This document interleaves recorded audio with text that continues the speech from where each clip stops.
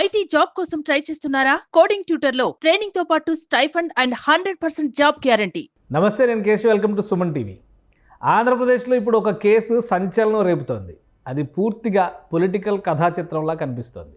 ఇందులో నీలి నీడలు కమ్ముకున్న అంశాలు కూడా చాలా ఉన్నాయి.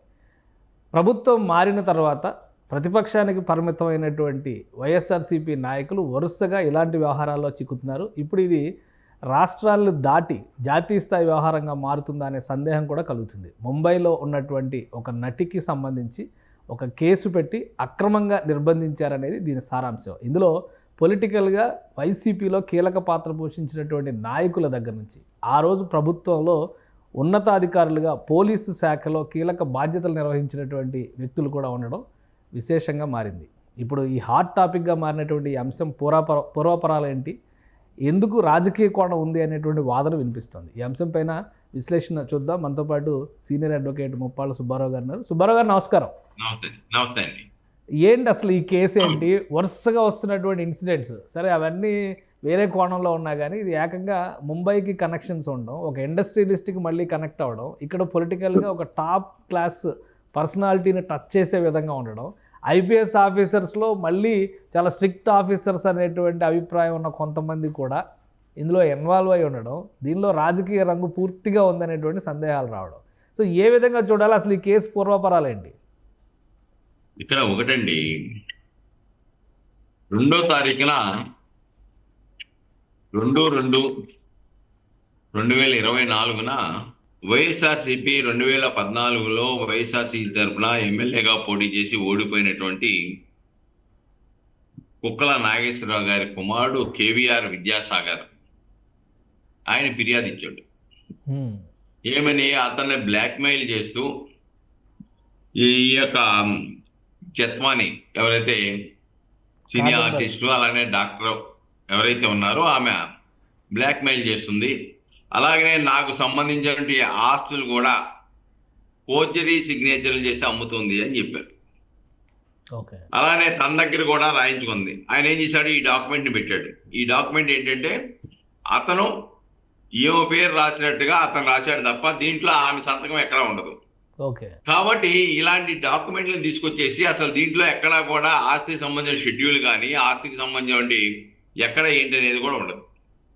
కానీ ఇలాంటి డాక్యుమెంట్లు పెట్టేసి దీనికి పూర్వపరాలు కనుక గతంలో కనుక వెళ్తే అక్కడ జిందాల్ అనే అతని మీద ఆమె కేసు పెట్టింది.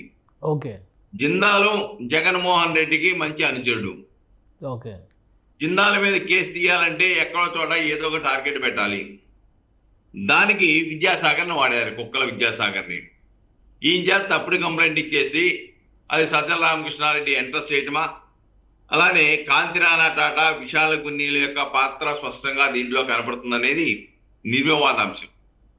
ఏం చేద్దంటే ఇక్కడ ఆమె చాలా స్పష్టంగా చెప్తా ఉంది, నా ఇంటికి వచ్చి ఇమ్మీడియట్గా ఏదో పెద్ద దోపిడీ దొంగలు తీసుకెళ్ళినట్టుగా అడావుడి చేసేసి తాళాలు వేసేసి ల్యాప్టాప్లు ఐఫోన్లు మొత్తం కూడా స్వాధీనం చేసుకొని 14 బ్యాంకుల యొక్క వాళ్ళ అకౌంట్ దాదాపుగా వాళ్ళ పేరు మీద 80 లక్షల రూపాయలు అకౌంట్ ఉంది.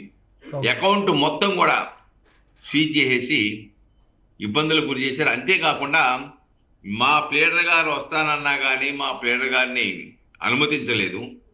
అలాగనే మాకు ఈ కేసుకు సంబంధించిన సమాచారం ఏమి చెప్పకుండా ఆదరాబాదరాగా తీసుకొచ్చేసి ఇక్కడ కోర్టులో ప్రొడ్యూస్ చేశారు అని చెప్పేసి 3వ తారీఖున అరెస్ట్ చేశారు. 6వ తారీఖున న్యాయస్థానంలో ప్రొడ్యూస్ చేశారు. చట్టం ఏం చెప్తుంది చాలా స్పష్టంగా, ముద్దాయిను మోర్ దాన్ 24 అవర్స్ కన్నా కస్టడీలో ఉంచుకోకూడదు. అంతేకాకుండా ట్రాన్స్పోర్ట్కు సంబంధించిన టైంని మినహాయించాలి. అక్కడి నుంచి ఇక్కడికి రావడానికి ఏ సమయం ఉందో ఆ సమయం మినహాయించాలి. కానీ న్యాయస్థానంలో పెట్టారు, ఇమ్మీడియట్గా రిమాండ్ విధించారు. వాళ్ళు పెట్టిన సెక్షన్స్ అసలు ఫిర్యాదు ఇచ్చిన ఫిర్యాదు కన్నా కూడా పోలీసు వాళ్ళు అత్యుత్సాహంగా 383, 384, 85, 86, 88, 420, 467, 468, 120 ఇన్ని కఠినమైన సెక్షన్స్ పెట్టేసి, ఎందుకంటే ఆమె డాక్టరు, సినీ యాక్టర్ ఒకటి, వాళ్ళ ఫాదరు రిటైర్డ్ నేవీ, దాదాపుగా 75 సంవత్సరాలు ఎంతో ఉన్నాయి. మదరు 68 సంవత్సరాలు 70 సంవత్సరాలు అమ్ముకునే వృద్ధాప్యంలో ఉంది. అలాగే వాళ్ళ బ్రదర్ విదేశాల్లో ఉంటున్నాడు. విదేశాల్లో ఉంటున్న వాళ్ళ బ్రదర్ను కూడా దీంట్లో ముద్దాయిగా పెట్టారు. ఓకే. ఇలా ముగ్గురిని అరెస్ట్ చేశారు, తీసుకొచ్చారు, పెట్టారు. పెట్టిన తర్వాత వీళ్ళు ఏం చేశారు, వెంటనే మాకు పోలీస్ కస్టడీ కావాలని పిటిషన్ వేశారు. పోలీస్ కస్టడీ తీసుకున్నారు.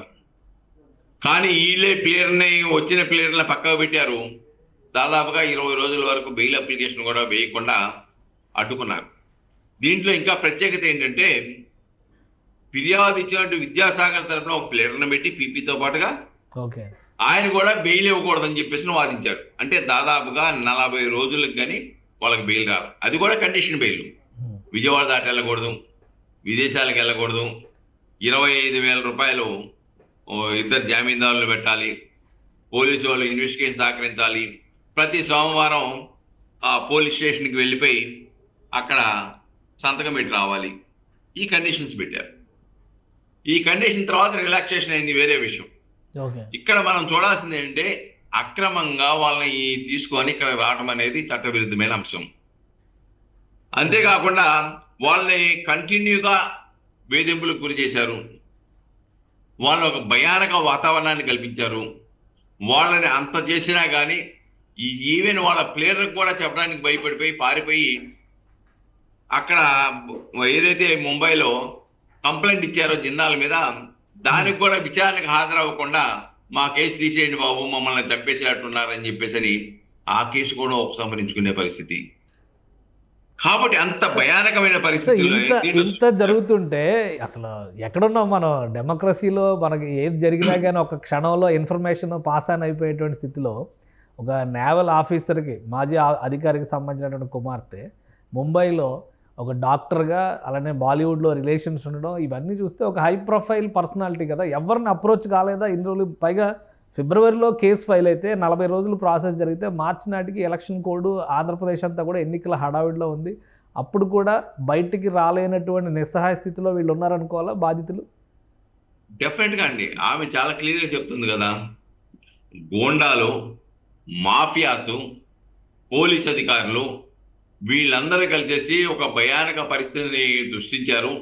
మేము ఏమి చేయాలో అర్థం కాని పరిస్థితుల్లో మేము ఏమి చేయలేకపోయాము. బయటకు వస్తే చంపేస్తారనే భయం, 2 తర్వాత కనుక మెలకు వస్తే మళ్ళా నిద్రపట్టిన సమయం పరిస్థితి.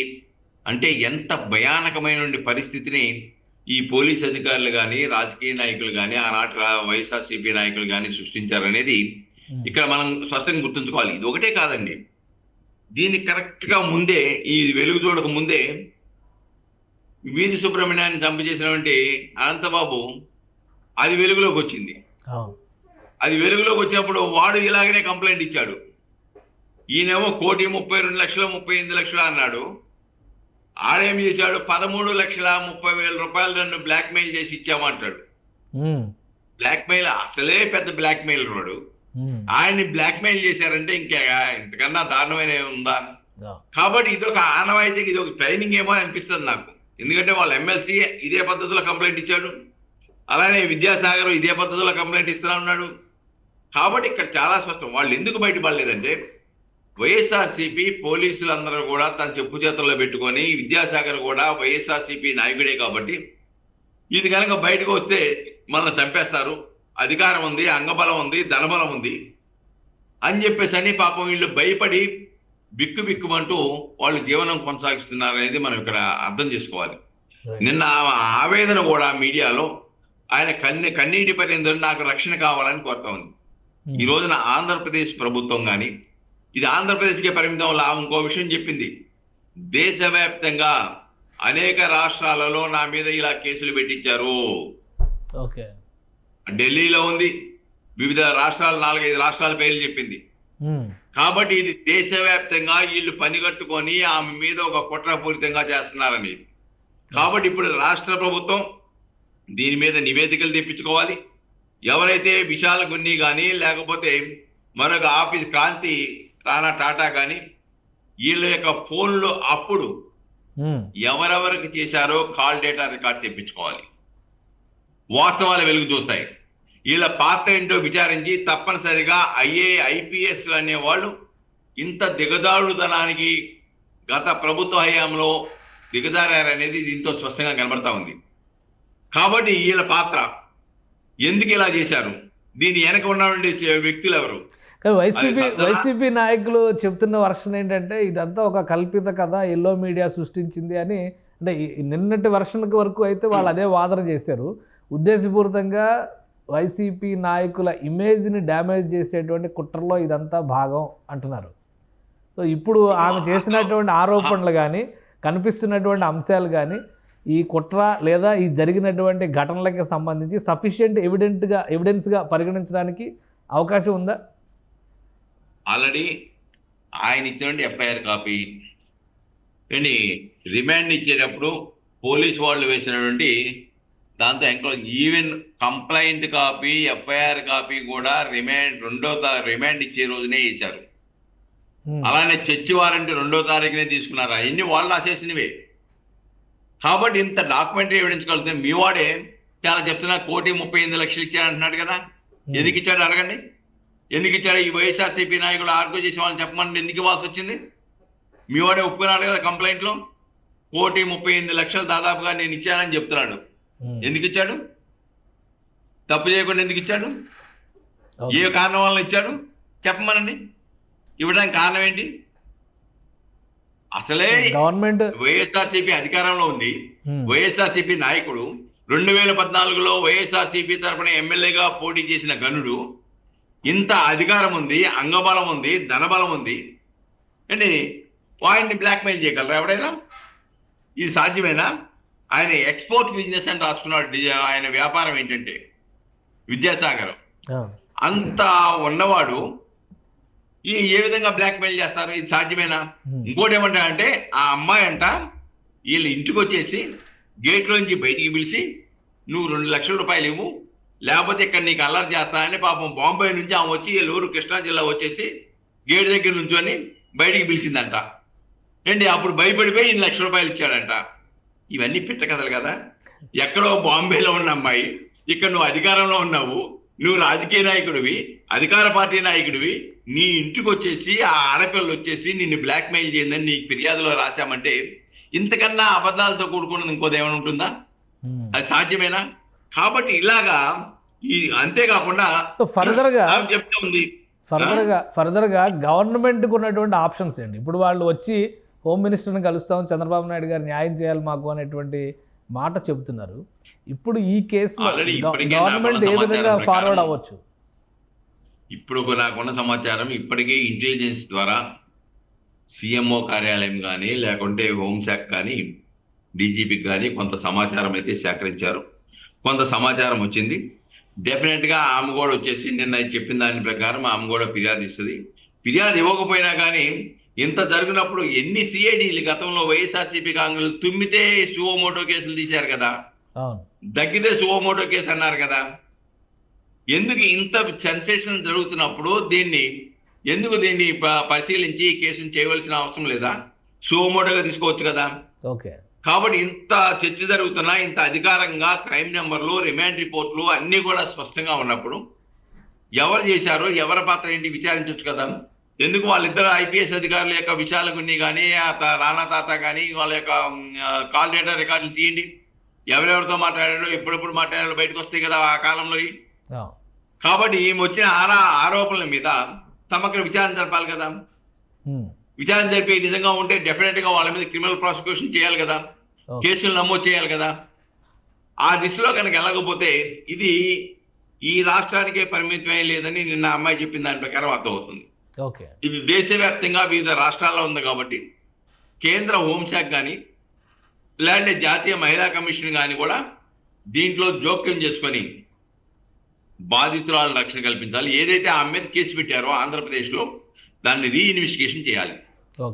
రీఇన్వెస్టిగేషన్ చేసి అది వాస్తవం ఎంతవరకు ఉంది, ఎలా ఉందని చూడాలి. దాంట్లో ఏదైతే చట్ట విరుద్ధమైన చర్యలకు పాల్పడ్డారో పోలీస్ అధికారులు, వాళ్ళ మీద విధి నిర్వహణ లోపానికి వెళ్తే శాఖాపరమైన చర్యలే కాదు, తప్పుడు కేసులను ప్రోత్సహించినందుకు కూడా వాళ్ళని ప్రాసిక్యూట్ చేయవలసిన అవసరం అయితే చాలా స్పష్టంగా దీంట్లో ఉంది. కాబట్టి ప్రభుత్వం ఇటువంటివి పునరావృతం కాకుండా డెఫినెట్గా స్పాంటేనియస్గా రియాక్ట్ అవ్వాలి. ఎందుకంటే ఆంధ్రప్రదేశ్కి మహిళా హోమ్ మినిస్టర్ ఉంది, ఒక మహిళ మీద జరిగి ఇంత ఆవేదన వెలుపుస్తుంటే, ఇంత అన్యాయం జరుగుతూ ఉంటే పోలీసుల యొక్క వ్యవహారాలు ఇప్పుడు ఆయన చెప్తూ ఉన్నాడు కదా, గతంలో కూడా మహిళా హోంమంత్రి ఉంది, గతంలో కూడా మహిళా హోంమంత్రి ఉంది. దిశ చట్టం అన్నారు, దిశ పోలీస్ స్టేషన్లు అన్నారు, ఆడవాళ్ళకి ఎక్కడ అన్యాయం జరగకూడదు అన్నారు. అక్కడ మహిళా హోమ్ మినిస్టర్ ఉన్నా, అక్కడ సకల శాఖ మంత్రి ఉన్నాడు, ఇక్కడ సకల శాఖ మంత్రి లేడు. కాబట్టి అప్పుడు హోమ్ మినిస్టర్ ఉన్నా అది హోంగార్డ్ను కూడా ట్రాన్స్ఫర్ చేయలేనటువంటి పరిస్థితి అప్పుడు. కాబట్టి అంతా కూడా సకల శాఖ మంత్రి చూసుకునేవాడు. కాబట్టి దాని అప్పటికి ఇప్పటికీ కొంత తేడా అయితే కనబడుతుంది. ఏదేమైనప్పుడు కూడాను రాష్ట్ర ప్రభుత్వం దీన్ని సీరియస్గా తీసుకోవాలి, జాప్యం చేయకూడదు. మహిళల యొక్క మనోభావాలు ఏ విధంగా దెబ్బతింటాయో ఈ సంఘటన వాళ్ళ వ్యవహార శైలి, వ్యవస్థల్ని ఏ విధంగా చెప్పు చేతుల్లో పెట్టుకొని క్రియాశీల కార్యకర్తించే విధంగా ఏ విధంగా గత ప్రభుత్వం చేసిందో దీంట్లో చాలా స్పష్టంగా కనబడతా ఉంది. ఇలాంటివే కాదండి, ఇక్కడ అనంతబాబు కూడా ఏమన్నాడు, 6 నెలల క్రితం నుంచి నన్ను వేధిస్తున్నాను అన్నాడు. 6 నెలల క్రితం నుంచి వేధిస్తే అప్పుడు వాళ్లే కదా అధికారంలో ఉంది, కేసు ఎందుకు పెట్టలేదు? ఈ రోజు వెలుగు చూసిన తర్వాత ఇప్పుడు కేసు ఎందుకు పెట్టావు? అయినా నువ్వు 13 లక్షలు ఎందుకు ఇవ్వాల్సి వచ్చింది? ఏ కారణం వల్ల ఇచ్చావు? అంటే ఇవన్నీ వెలుగు చూసాయి కాబట్టి అసలు ఈ కేసులన్నీ అన్ని ఇటువంటి కేసులే వస్తున్నాయి బయటికి. అంటే అప్పుడు ఇంత స్థాయిలో జరిగినాయా ఇవి? వాళ్ళు చెప్తున్నట్టుగా ఇవన్నీ ప్లాంటెడ్, మా మీద కక్ష గట్టి చేస్తున్నారు అనేటువంటి వాదన ఎంతవరకు నమ్మొచ్చు? ఇప్పుడు విచిత్రం ఏంటంటే వాళ్ళు ఇంటర్వ్యూల్లోకి వచ్చేసి ఒప్పుకుంటున్నారు, కాదనడానికి లేదు. కొన్ని రికార్డెడ్గా ఉన్నాయి, కొన్ని వాళ్ళు ఒప్పుకుంటున్నారు. ఈయన 1,38 లక్షలు ఇచ్చారంటున్నాడు, అనంతబాబు ఏమో 13,30,000 ఇచ్చారంటున్నాడు, మాధవేమో ఓపెన్ గానే వీడియోలు చూపించేస్తున్నాడు. కాబట్టి ఇవన్నీ స్పష్టంగా రికార్డెడ్గా దొరికిన తర్వాత మీ అలానే మీ శ్రీకాకుళం జిల్లా టెక్కలి ఆ శ్రీనివాసరావు ఏం చేశాడు మీకు తెలుసు కదా, వాళ్ళే ఒప్పుకున్నారు కదా. అలానే విజయసాయి రెడ్డిది భూములు ఏ విధంగా ఆక్రమించుకున్నారు, వాళ్ళ భర్త చెప్పిన దాని ప్రకారం ఒక పక్కన కనబడతా ఉంది కదా, గంట అరగంట ఫోన్లో వినపడుతున్నాయి కదా. కాబట్టి ఇన్ని జరుగుతుంటే దీని మీద ఎందుకు మాట్లాడాడు అధ్యక్షుడు, వైఎస్ఆర్సీపీ నాయకుడు? ఇలాంటి వాళ్ళ మీద ఎందుకు చర్యలు తీసుకోడు? కాబట్టి ఇక్కడ చాలా స్పష్టమండి, గత ప్రభుత్వం అన్ని వ్యవస్థలని చెప్పు చేతుల్లో పెట్టుకొని ఇష్టానుసారంగా కుంభకోణాల దగ్గర నుంచి మహిళల వేధింపుల దగ్గర నుంచి విచ్చలవిడిగా చేశారు. దానికి ఆ రోజు ప్రభుత్వం లైసెన్స్ ఇచ్చింది, మీ ఇష్టం వచ్చినట్టు కానిచ్చేయండి రా అని చెప్పేసి అని. దానిలో భాగమే ఈ రోజున ఈ సంఘటన. ఇది రాష్ట్రానికి పరిమితం లేదు కానీ దేశవ్యాప్తంగా ఈ రోజు చర్చ జరుగుతుంది. ఆంధ్రప్రదేశ్లో వైఎస్ఆర్సీపీ నాయకులు మహిళల పట్ల ఏ విధంగా వ్యవహరిస్తారు, పోలీసు యంత్రాంగాన్ని ఐపీఎస్లను సైతం ఏ విధంగా సరెండర్ చేసుకొని పాలేరులుగా ఏ విధంగా ఉపయోగించుకొని తప్పుడు కేసులు పెట్టి మానసిక క్షోభకు గురి చేస్తారు, వాళ్ళ ఆర్థికపరమైనటువంటి అంశాలను కూడా ఏ విధంగా కట్టుదిట్టంగా ఆర్థిక మూలాలను ఏ విధంగా నిలిపేస్తారు, ఇవన్నీ కూడా ఈ కేసులో చాలా స్పష్టంగా కనబడతా ఉన్నాయి.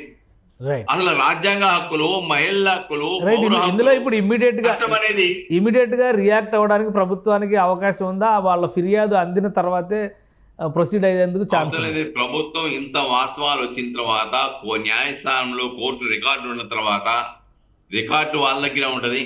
Concern police station, Ibrahimpatnam police స్టేషన్లో రికార్డు ఉంటుంది. రికార్డు తీసుకొని చూసినా కానీ రికార్డులోనే దొరికిపోతున్నారు వాళ్ళు. ఎన్ని ఇల్లీగాలిటీ చేశారో, ఎన్ని అక్రమాలు చేశారో, అసలు అమలు కానటువంటి అప్లై కానటువంటి సెక్షన్లు ఎన్ని పెట్టారో, ఏ విధంగా చేశారో, అసలు దీనికి కావాల్సిన ఆధారాలు డాక్యుమెంట్లు ఏమున్నాయో మొత్తం తెలిసిపోతాయి. కానీ అసలు వాళ్ళు రికార్డు చూస్తేనే ఇది తప్పుడు కేసు అనేది స్పష్టంగా నిర్ధారణ అయిపోద్ది. కాబట్టి ఉన్న రికార్డుని పరిశీలించాలి, సోమోటుగా తీసుకోండి, ఇన్వెస్టిగేషన్ చేయండి, విచారించండి, ఆటోమేటిక్గా దొంగలు దొరికిపోతారు. దీని వెనక ఉన్న అదృశ్య శక్తులు ఎవరు? అది సజ్జలు ఉన్నాడా, జగన్మోహన్ రెడ్డి ఉన్నాడా, జిందాల్ ఉన్నాడా, ఎవరున్నాడో తెలిసిపోద్ది కదా. వీళ్ళ ఫోన్ నెంబర్లు, కాల్ డేటా రికార్డులు తీసుకున్నా కానీ తెలిసిపోద్ది కదా. అలానే వాళ్ళు ఆ అమ్మాయి ఎక్కడైతే ఉందో అక్కడ టవర్ లొకేషన్ కానీ, అటు బాంబే కానీ ఇక్కడ కానీ గూగుల్ టేక్అవుట్ ద్వారా కానీ టవర్ లొకేషన్ కానీ చూస్తే వీళ్ళందరూ వీళ్ళని ఎక్కడెక్కడ పెట్టారు, ఎక్కడెక్కడ ఉంచారు అనేది స్పష్టంగా తెలిసిపోద్ది కదా. తద్వారా చర్యలు తీసుకోవచ్చు కదా. కాబట్టి హోంశాఖ మంత్రి కానీ రాష్ట్ర ప్రభుత్వం కానీ ఇది దేశవ్యాప్తంగా ఆంధ్రప్రదేశ్ పోలీసు వ్యవస్థ మీద, ప్రభుత్వం మీద పడినటువంటి మచ్చ. దీన్ని గత ప్రభుత్వం చేసిన తప్పిదము, మాకు సంబంధం లేదు, ఇగో వాస్తవాలు, మేము చర్య తీసుకుంటున్నాము, చట్ట ప్రకారంగా మహిళా హక్కులను పరిరక్షిస్తాము, తప్పుడు కేసులు పెట్టే అధికారులు ఐపీఎస్లు అయినా కానీ వాళ్ళ మీద చట్టపరమైన చర్యలు తీసుకొని శాఖాపరమైన చర్యలు కూడా తీసుకుంటామని చెప్పేసి చెప్పవలసిన బాధ్యత రాష్ట్ర ప్రభుత్వం మీద ఉంది. రైట్. తద్వారా రాష్ట్ర ఆంధ్రప్రదేశ్ యొక్క గౌరవాన్ని దేశంలో నిలుపుకోవాల్సినటువంటి అగ్ని పరీక్ష ఈ కూటమి ప్రభుత్వం మీద ఉందనే విషయాన్ని ఇక్కడ గమనించవలసిన అవసరం ఉందండి. Right right thank you Subbarao గారు, మీ అభిప్రాయాలు తెలియజేసినందుకు. ఇది ఈ కేసుకు సంబంధించి ఇప్పుడు దేశవ్యాప్తంగా కనెక్షన్స్ ఉన్నటువంటి సంకేతాలు స్పష్టంగా ఉన్నాయని సుబ్బారావు గారు వివరిస్తున్నారు. మరోవైపు కేసు ప్రాథమిక ఆధారాలను బట్టి, అసలు కేసు ఫైల్ చేసినటువంటి విధానంలోనే అనేక తప్పులు జరిగినాయి. వీటి ఆధారంగా ఇది కావాలని సృష్టించిన కేసు అని చెప్పడానికి కావలసినంత ఆధార సహితమైనటువంటి ఫైల్స్ కూడా అందుబాటులోనే ఉన్నాయి. కాబట్టి ప్రభుత్వం సుమోటోగా దీనిపైన రెస్పాండ్ అవ్వాల్సినటువంటి అవసరం ఉంది. ఫిర్యాదుదారు వచ్చినా రాకపోయినా కానీ ఆడపిల్లల్ని కాపాడేటువంటి తరుణంలో లేదా రక్షణగా నిలిచేటువంటి విషయంలో ఆంధ్రప్రదేశ్ ప్రభుత్వం తన గౌరవాన్ని పెంచుకోవాల్సినటువంటి బాధ్యత ప్రస్తుత ప్రభుత్వం పైనే ఉందని ఆయన వివరిస్తున్నారు. ఇది special discussion. Keep watching. Suman టీవీలో మీ పర్సనల్ అండ్ బిజినెస్ ప్రమోషన్స్ కోసం కింది నెంబర్కి కాంటాక్ట్ చేయండి.